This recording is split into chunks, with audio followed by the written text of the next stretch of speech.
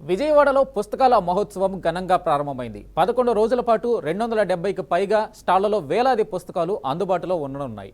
ఈ వేడుకను ఉప ముఖ్యమంత్రి పవన్ కళ్యాణ్ లాంఛనంగా ప్రారంభించారు. ఈ సందర్భంగా పవన్ కళ్యాణ్ ఉత్సవాన్ని ఉద్దేశించి మాట్లాడారు. తనకు సనాతన ధర్మంపై మాట్లాడేందుకు 7 గంటల సమయం పట్టిందని పవన్ అన్నారు.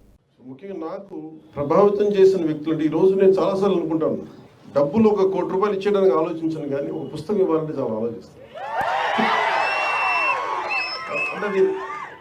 అంటే పుస్తకాన్ని ఇవ్వాలి అంటే నిజంగా నా సంపదని ఇచ్చేసి, అంటే నా కర్ణుడి కవచకుండలాలు ఎలా కోసేస్తే బాధపడతాడో నాకు తెలియదు, కానీ నా పుస్తకం ఇవ్వాలంటే మటుకు చాలా కింద మీద పడిపోతాను, ఇవ్వాలవుతుంది. అందుకని ఏంటంటే కొంతమంది అడిగినప్పుడు, ఈవెన్ నా పిల్లలు అడిగినప్పుడు కూడా వాళ్ళకి కావాలని ఇంకో కాపీ కొనిచ్చిస్తాను తప్ప నా పుస్తకాలు ఇవ్వడానికి ఇబ్బంది పడతాను. అంత మమకారం నా పుస్తకాలు.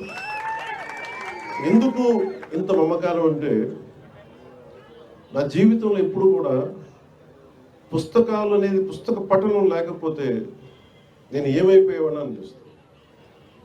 నేను ఇంటర్వ్యూని కూడా ఎందుకు మధ్యలో ఆపేశానంటే, చదువుకోలేక కాదు, మార్క్స్ తెచ్చుకోలేక కాదు, బాగా చదివేవాడిని. కానీ ఎందుకంటే నేను కోరుకుంటున్న చదువు పుస్తకాల్లో లేదు, నాకు క్లాస్ రూమ్లో లేదు. అందుకు నేను ట్యాగూర్ గారి ప్రేరణతోటి, అంటే